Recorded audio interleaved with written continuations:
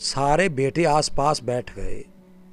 बूढ़े बाप ने तिलावत ख़त्म की, कुरान को बंद कर दिया, आँखों से लगाया, चूमा और एहतराम से सरहाने रख दिया।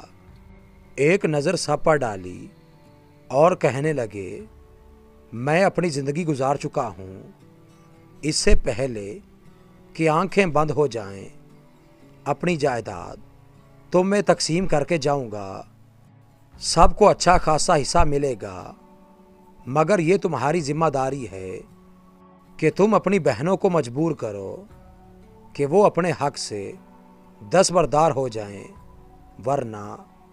वरना क्या होगा अब्बा जान? सबसे छोटा पूछ बैठा। बूढ़े बाप के चेहरे पर कई तल्ख लहरें आईं और गुजर गईं। खुश्क होंठों पर जबान फेर कर बोला, वरना तुम्हारे बाप की ज़मीन गैरों में चली जाएगी। छोटा ज़रा खुद सरसा था, पूछने लगा, अब्बा जान, बेटी को जायदाद से हक देने का हुक्म तो खुदावंद ताला का है।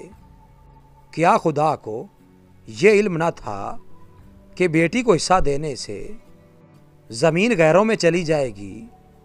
कमरे में खामोशी छा गई।